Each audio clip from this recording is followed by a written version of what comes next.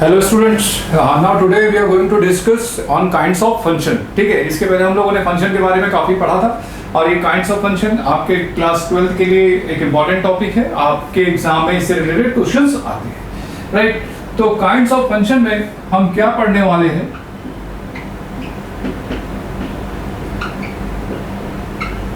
Kinds of function में कि ये जो फंक्शन हम लोगों ने पढ़ा कि दो सेट होता है, सेट ए से सेट बी पर मैपिंग होती है। सेट ए के सारे एलिमेंट्स डोमेन कहलाते हैं, सेट बी के सारे एलिमेंट्स कोडोमेन कहलाते हैं, और जो कोडोमेन पे जो एलिमेंट्स इमेज बनती है सेट ए के एलिमेंट्स की, उसका एक सेट जो है वो रेंज कहलाता है, राइट, है ना। अब डेफिनेशन फंक्शन की हमको याद है कि सेट ए के सारे एलिमेंट की इमेज सेट बी पे बननी चाहिए थी, बिल्कुल सारे एलिमेंट की इमेज यूनिक बननी चाहिए थी। अब ये इमेज फॉर्मेशन में कुछ जो है कुछ वैरायटीज बाहर आती है फंक्शंस की, जिसको हम नाम दे रहे हैं काइंड्स ऑफ फंक्शन के हिसाब से हम यहाँ पर देखेंगे। तो सबसे पहले काइंड्स ऑफ फंक्शन में सबसे पहले जो है ये 1-1 मैपिंग, ठीक, या 1-1 फंक्शन हम इसको बोलते हैं। इसका नाम है इंजेक्शन फंक्शन। अब ये इंजेक्शन फंक्शन क्या है, ये 1-1 मैपिंग होता क्या है? मान लेते हैं कि कोई फंक्शन है सेट ए से सेट बी पर, ठीक है। तो यहां पर ये मैपिंग हो रही है सेट ए से सेट बी पर। ये सेट ए हो गया, ये सेट बी हो गया। यहां पर कुछ ये एलिमेंट्स है, यहां पर ये कुछ एलिमेंट्स है, ठीक है, ये कुछ एलिमेंट्स है।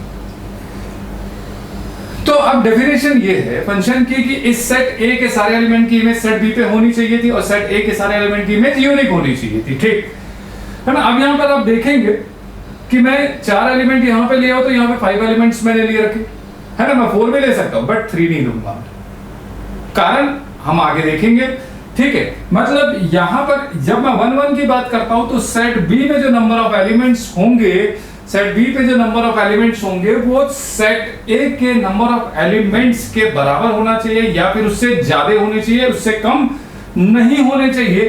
तो ये कंडीशन आप याद रखिए कि number of element in set A should be less than number of element in set B, ठीक, बराबर हो सकता है, ठीक है, या सेट बी के एलिमेंट सेट ए के एलिमेंट से ज्यादा होने चाहिए। अब 1-1 का मतलब क्या है? मान लिया कि x1 की इमेज y2 बनी, राइट, x2 की इमेज ये बनी, x3 की इमेज ये बनी, ये इसकी इमेज बनी, ठीक। y5 किसी की इमेज नहीं बन रहा है। क्यों नहीं बन सकता? क्योंकि यहां पर 4 एलिमेंट्स है तो डेफिनेटली 4 इमेजेस वहां पे बननी है ना। 1-1 की 4 इमेजेस ही बनेगी, क्योंकि अब यदि मैं y5 का भी इमेज बनाना चाहूंगा तो यूनिकनेस खत्म हो जाएगी, ठीक है। तो इसलिए हमने एक मैपिंग किया। अब इस मैपिंग में आप सबसे खास बात देखेंगे कि यहां सेट बी का जो एलिमेंट इमेज बन रहा है वो केवल एक ही एलिमेंट का इमेज बन रहा है, एक से ज्यादा एलिमेंट का इमेज नहीं बन रहा है। क्योंकि इसके पहले हम लोगों ने फंक्शन में देखा था कि मैपिंग कुछ इस तरीके से भी होती थी, मैपिंग कुछ इस तरीके से भी होती थी कि ऐसा ऐसा इस तरीके से, राइट। लेकिन 1-1 में सेट बी का जो एलिमेंट इमेज बनेगा वो एक ही एलिमेंट का इमेज बनेगा, वो किसी और का इमेज नहीं बन सकता, इसलिए इसको 1-1 मैपिंग या इंजेक्शन बोला जाता है। Is that clear? तो ये 1-1 मैपिंग है। तो यहां के सेट बी मतलब जो कोडोमेन है, कोडोमेन में यदि कोई एलिमेंट इमेज बन गया तो वो एलिमेंट दूसरे एलिमेंट का इमेज नहीं बनेगा। Is that clear? वो दूसरे एलिमेंट का इमेज नहीं बनेगा। तो ये आपका 1-1 मैपिंग है। अब इसके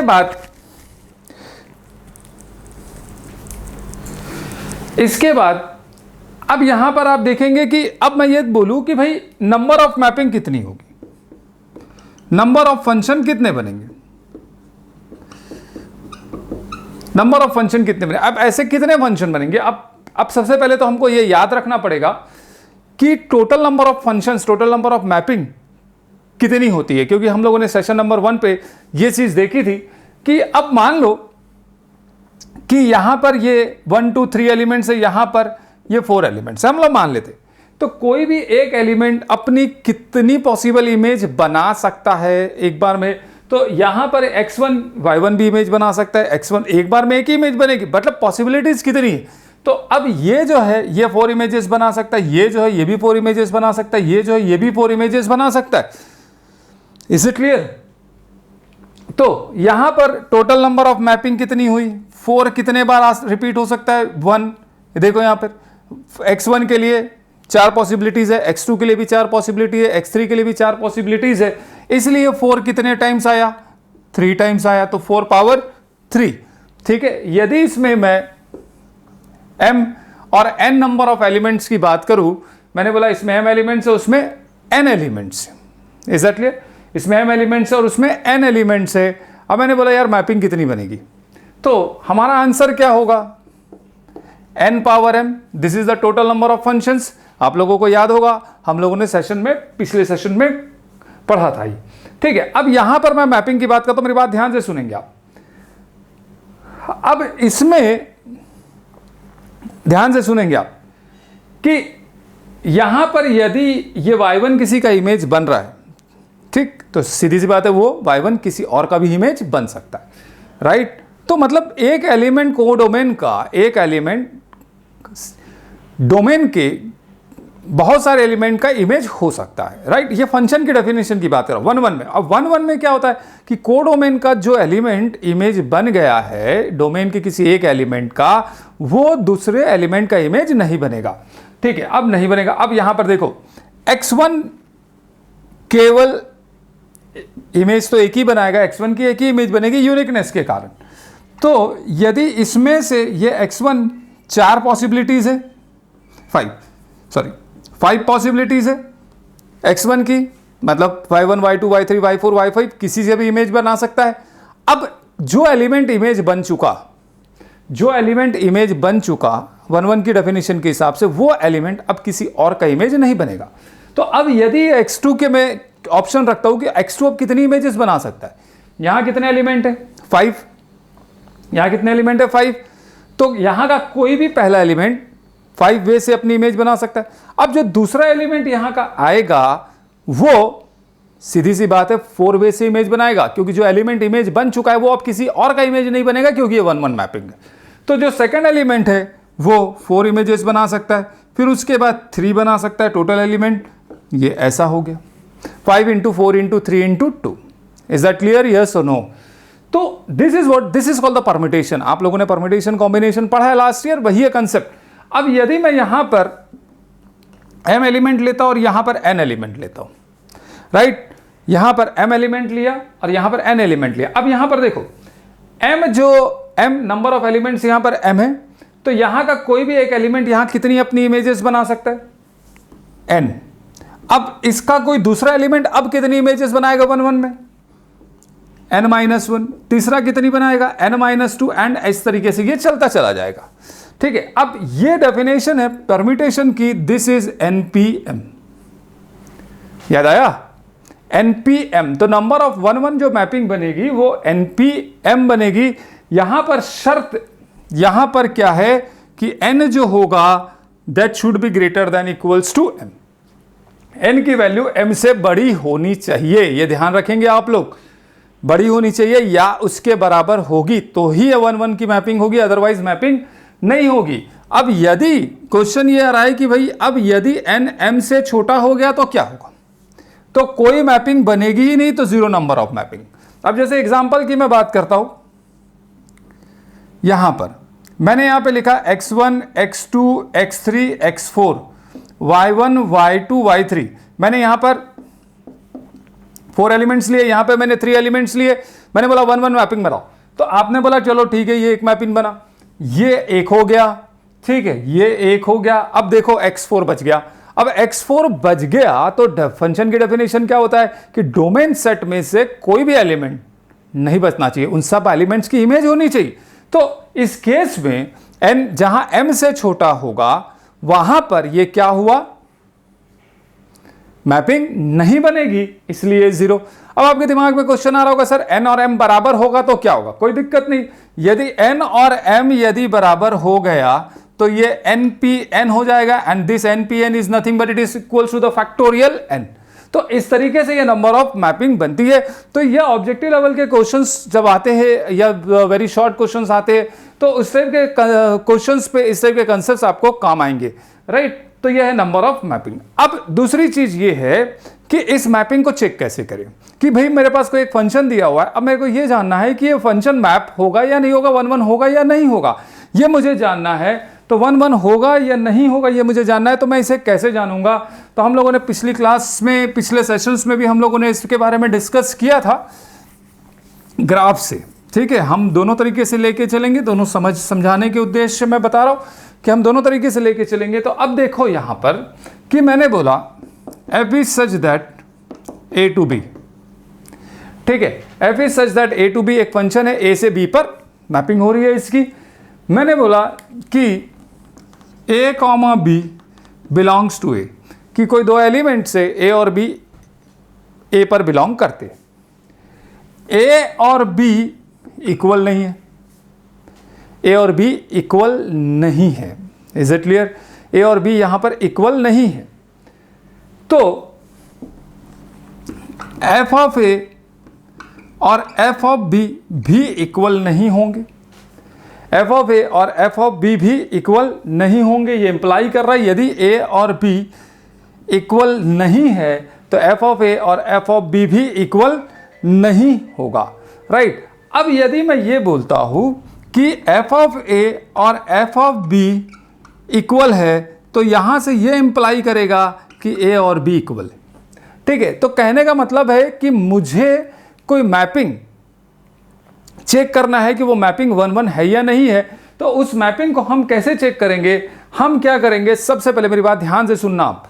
हम ये मानेंगे कि let x1 x2 be any arbitrary value, any arbitrary value belongs to set A। हमने मान लिया कि x1 और x2 जो है वो सेट A पे बिलोंग करता है, ठीक। उसके बाद हम ये देखेंगे कि f ऑफ x1 निकालेंगे। अब वैल्यू ऑफ फंक्शन कैसे निकालते ये आपको मालूम है। f ऑफ x1 निकालेंगे, फिर उसके बाद हम f ऑफ x2 निकालेंगे। अब यदि f ऑफ x1 और f ऑफ x2 इक्वल हो गया, ध्यान से सुनना मेरी बात, f ऑफ x1 और f ऑफ x2 को हमको इक्वल करना है, ध्यान से सुन लो। f ऑफ x1 और f ऑफ x2 को हमको इक्वल करना है। This is a method how to find the mapping 1 1, right. तो first of all we will consider any two arbitrary values which belongs to the set A, right. Second step, we will equalize that f of x1 is equals to f of x2। हम मान लिए कि f of x1 is equals to f of x2 आ गया। अब यदि ऐसा करने से if we will get x1 is equals to x2 then we say that the function is 1 1, ठीक है। हम क्या करेंगे, f ऑफ x1 और f ऑफ x2 को इक्वल करेंगे, और इसको इक्वल करने के बाद यदि x1 is equals to x2 आ जाता है तो हम बोलेंगे कि ये जो फंक्शन है ये 1 1 है, राइट। तो this is the method how to find 1 1 mapping, right. ठीक है, आगे हम क्वेश्चन सॉल्व करेंगे तो उस समय मैं आपको बताऊंगा। जैसे एक सिंपल सा एक एग्जांपल हम लेते हैं, सिंपल सा एक एग्जांपल लेते हैं। अब ध्यान से सुनेंगे, आप एक 1 1 चेक करना है। एक छोटा सा example, f is such that n to n मतलब natural number to natural number पर ये मैपिंग हो रही है, ठीक। अब यहां पर ये बोल रहा है कि f of x1 is equals to 2x minus 3। अब फंक्शन भी दिया हुआ है कि 2x माइनस 3 एक फंक्शन है, f of x is equal to 2x minus 3। Now I need to check whether this particular function n to n is 1 1 और not. अब मुझे चेक करना है। Now what is the method? First we will consider the two arbitraries values belonging to the set n। तो इस set से कोई दो आर्बिटरी वैल्यूज मैंने ले लिया कि let x1 x2 belongs to set n, right. अब ये तो हमारा पहला स्टेप हुआ। What is the next step? f of x1 is equals to f of x2, ठीक है। तो अब मैंने f of x1 is equals to f of x2 भी लिख दिया। अब x1 वैल्यू ऑफ फंक्शन कितना हुआ? 2x1 माइनस 3 यहां पे रखेंगे। Is equals to 2x minus 3, 2x2 minus 3। ना अब इसको मैं यदि सिंप्लीफाई कर दूं तो I will get that x1 is equals to x2, I will get that x1 is equals to x2। ठीक है, तो अब यहां पर ये क्या हुआ आपका, देखो चल रहा है स्टेप। तो अब मैं ये कहूंगा कि 2x minus 3 n to n पे the function is what, 1 1, the function is 1 1। तो ये फंक्शन इंजेक्टिव फंक्शन है, इंजेक्शन फंक्शन है, 1 1 फंक्शन है। तो इस तरीके से हम 1 1 फंक्शन को हम चेक करते हैं। ठीक, अब ग्राफिकल मेथड से हम कैसे चेक करेंगे, ग्राफ से भी हम इसको चेक कर सकते हैं 1 1 को कैसे।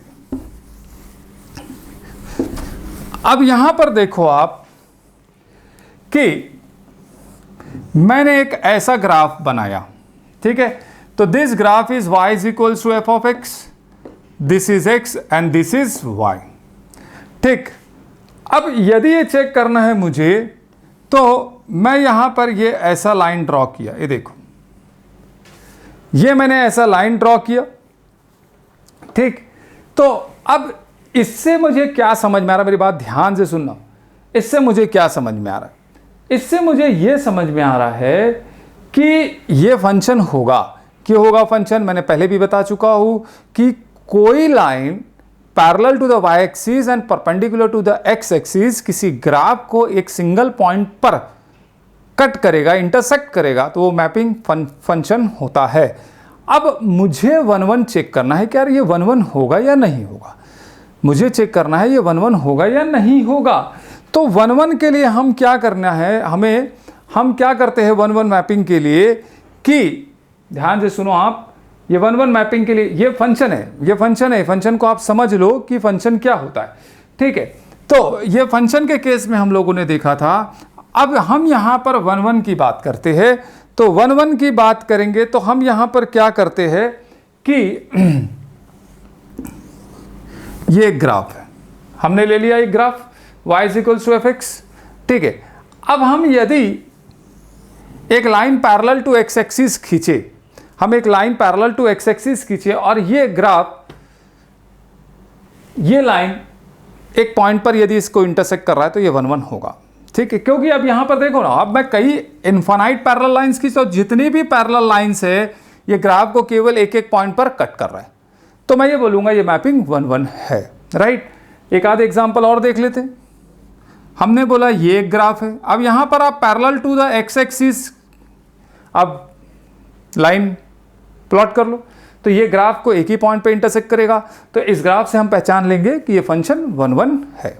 राइट, तो ये फंक्शन 1 1 कहलाता है। तो अब इसका दूसरा पार्ट 1 1, जो फंक्शन 1 1 नहीं है तो वो फंक्शन क्या है, जो फंक्शन 1 1 नहीं है तो वो फंक्शन क्या है, तो वो फंक्शन कहलाता है मैनी वन, वो फंक्शन कहलाता है मैनी वन फंक्शन।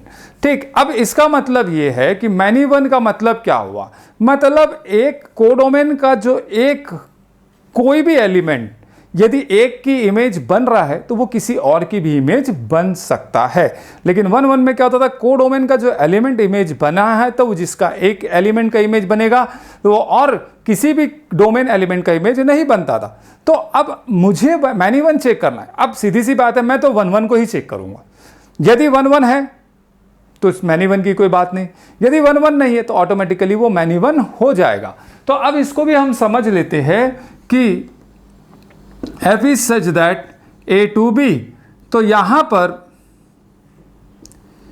ये x1, x2, x3, y1, y2, y3, y4 and so on. अब यहां पर देखो हो गया। तो अब यहां पर देखें हम, तो ये y2 जो है x2 की भी इमेज बना, x3 की भी इमेज बना। 1 1 में क्या होता था कि सेट b का जो एलिमेंट इमेज बनता था वो केवल एक ही एलिमेंट का इमेज बनता था और दूसरे का इमेज नहीं बन पाता था। तो यहां पर क्या हुआ है ना, अब आपको लगता है कि सर ये तीनों का नहीं बन सकता क्या, बिल्कुल बन सकता, कोई दिक्कत नहीं, ये हो गया, ये हो गया मैनी वन। तो अब हम चेक कैसे करेंगे ये मैनी वन है या नहीं, हम कैसे चेक करें, अब कैसे चेक करें ये अब हमको जानना है। तो हम जैसे 1 1 चेक करते थे हम उसी मेथड से ही चेक करेंगे, हम उसी मेथड से ही चेक करेंगे, जैसा 1 1 चेक होता था उसी तरीके से हम मैनी वन को भी चेक करेंगे। ठीक है, हम फिर से वही x1 और x2 दो एलिमेंट जो है a पे बिलोंग करता है। ठीक है, फिर f of x1 is equal to f of x2 करेंगे, है ना। अब यहां पर f of x1 is equal to f of x2 करने से यदि मुझे x1 और x2 बराबर नहीं मिल रहा, मतलब वो 1 1 नहीं है, तो फिर क्या हुआ, वो हुआ मैनी वन, राइट। मेथड वही है। अब यहां पर देखो एक चीज याद रखना, a से b पे हम जो बात करते हैं ना, ये बहुत मैटर करता है ना। Natural number to natural number पर, रियल नंबर से रियल नंबर पर, नेचुरल नंबर से रियल नंबर पर, रियल नंबर से नेचुरल नंबर पर, मतलब ये मैपिंग, ये सेट यदि चेंज होगा, मैपिंग सेट यदि चेंज होगा, तो वो फंक्शन अलग अलग मैपिंग सेट पे 1 1 या मैनी वन हो भी सकता है और नहीं भी हो सकता है। ये चीज आप थोड़ा सा ध्यान, मैं एक एग्जांपल बता रहा हूं। अब यहां पर देखो, मैंने एक क्वेश्चन लिया, f is such that real number to real number, मैंने एक सेट लिया, रियल नंबर से रियल नंबर पे मैपिंग हो रही है, और मेरा फंक्शन है f of x is equals to X square. ठीक, अब मुझे चेक करना है ये 1 1 है या नहीं, ठीक है, या मैनी वन है या नहीं। ठीक, चेक तो मैं 1 1 के लिए करूंगा, वो 1 1 नहीं हुआ तो वो मैनी वन ऑटोमेटिकली हो जाएगा। तो फिर से हम क्या करेंगे, दो आर्बिटरी वैल्यूज लेंगे। आर्बिटरीज वैल्यू लिया, x1 comma x2 belongs to r, फिर उसके बाद हमने f of x1 is equals to f of x2 किया। ठीक है, तो ये x1 square is equals to x2 square हुआ, हो गया, x1 square is equals to x2 square हुआ। ठीक है, अब आप ये इंप्लाई नहीं कर सकते कि x1 is equals to x2 होगा, ये इंप्लाई नहीं कर सकते कि x1 is equals to x2 होगा। तो आप बोलोगे सर ये कैसे हुआ कि x1, जब यहां पर x1 square is equals to x2 square है, तो ये कैसे इंप्लाई नहीं करेगा कि x1। अब थोड़ी देर के लिए मान लो कि -1, रियल नंबर की मैं बात कर रहा हूं ना, ये नेचुरल। अब यहां पर मैंने बोला कि -1 का स्क्वायर कितना हुआ, 1, 1 का स्क्वायर कितना हुआ, 1, तो क्या -1 और 1 इक्वल है? डेफिनेटली नहीं। तो इस पर्टिकुलर कंडीशन पर यह इंप्लाई नहीं करेगा कि x1 और x2 बराबर हो। ठीक, अब मैंने बोला -2 का इमेज कितना होगा ये इस कंडीशन पर, तो आप बोलोगे 4, 2 का इमेज क्या होगा, 4 होगा। क्या -2 और 2 इक्वल है? डेफिनेटली नहीं है, इसलिए ये फंक्शन 1 1 नहीं है, तो ये फंक्शन क्या हुआ, मैनी वन हुआ। Gate my point clear, yes और नो? आप लोगों को समझ में आया कि नहीं समझ में आया? ठीक, तो अब यहां पर आपको शायद ये मालूम होगा कि f(x) is equals to X square, ये जो है ये बेसिकली क्या है, ये पैराबोला का इक्वेशन है जिसका ग्राफ आप लोगों ने लास्ट ईयर पढ़ा होगा, y is equals to 4x square, ऐसा। ठीक है, तो यहां पे 4 अभी फिलहाल नहीं है, तो ये ग्राफ कैसा बना, ये इस तरीके से ग्राफ बना। ठीक, अब parallel line to the X axis वाले कंसेप्ट से हम यदि आए तो ध्यान से सुनना आप लोग मेरी बात। तो अब ये ग्राफ बना, तो यहां पर आ जाते हम।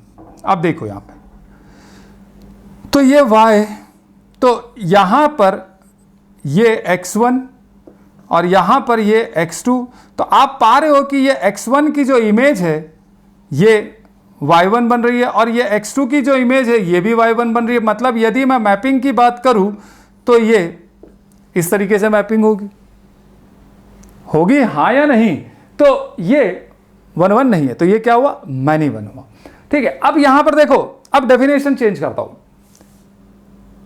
अब f is such that natural number to natural number, natural number मतलब 1, the number starts from 1 2 3 4 and so on, this are natural number and this all are the positive number. अब मुझे यही फंक्शन ये देखना है कि f(x) is equals to X square जो है, इज इट 1 1 और मैनी वन, ये 1 1 है या मैनी वन है, ये मुझे देखना है। अब मैं क्या करूंगा, तो अब यहां पर देखो x1 comma x2 belongs to the natural number, f of x1 is equals to f of x2, right.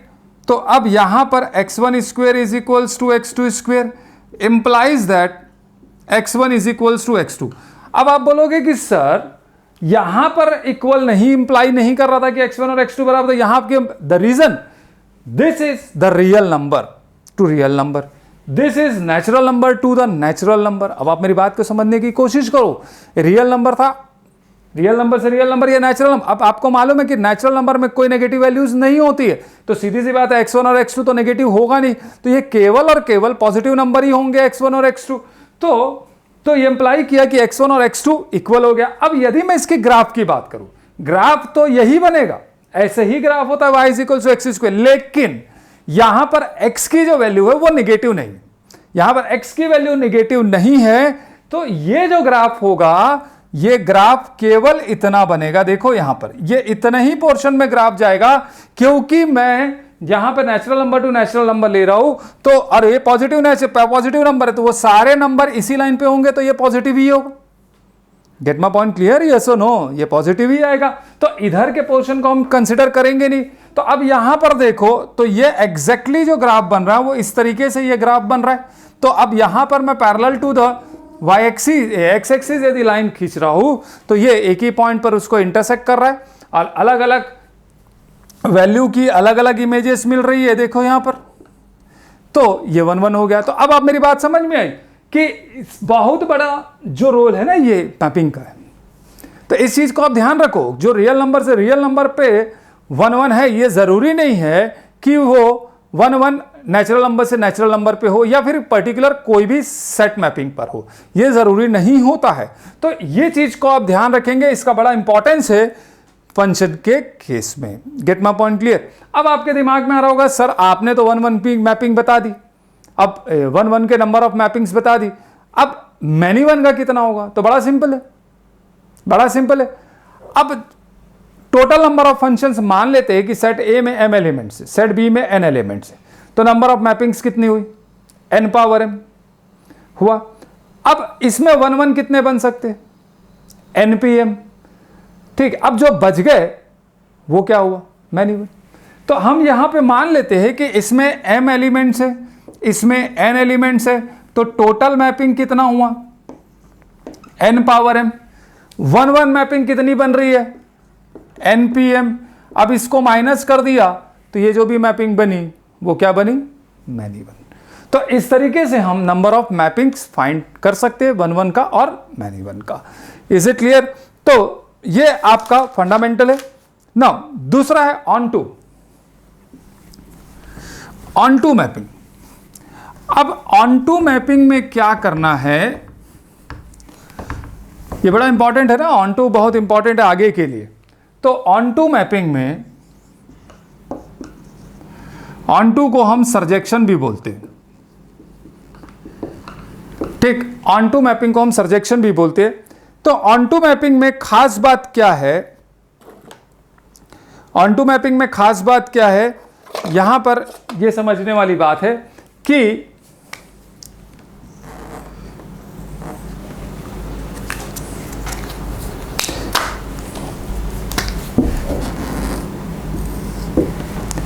ठीक है, तो ये कोई दो सेट है, सेट ए और ये सेट बी, इसमें ऐसे कोई एलिमेंट्स है। ठीक है, अब इसमें ऐसे कोई एलिमेंट्स है। अब मेरी बात ध्यान से समझने की कोशिश करेंगे आप,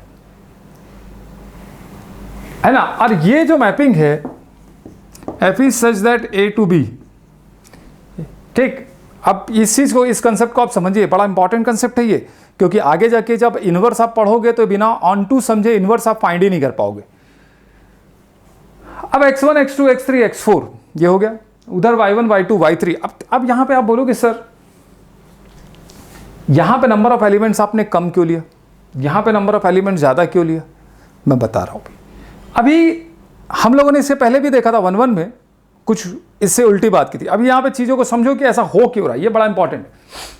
अब यहां पर ऑन टू का मतलब ये है कि जब हमारी मैपिंग ए से बी में होगी तो जो सेट बी है उस सेट बी का कोई भी एलिमेंट इमेज बनने से ना रह जाए। इसका मतलब यह है कि सेट बी के सारे एलिमेंट इमेज बनेंगे। दिमाग में बैठा लो बात, मतलब कोडोमेन और रेंज यहां पर सेम होगा। कोडोमेन और रेंज यहां पर सेम होगा। तो कोडोमेन और रेंज यहां पर सेम होगा, यह चीज आप ध्यान में रख लो कि कोडोमेन और रेंज यहां सेम होगा। राइट मतलब कोडोमिनल रेंज सेम हुआ मतलब सेट बी के सारे एलिमेंट इमेज बन रहे हैं, राइट।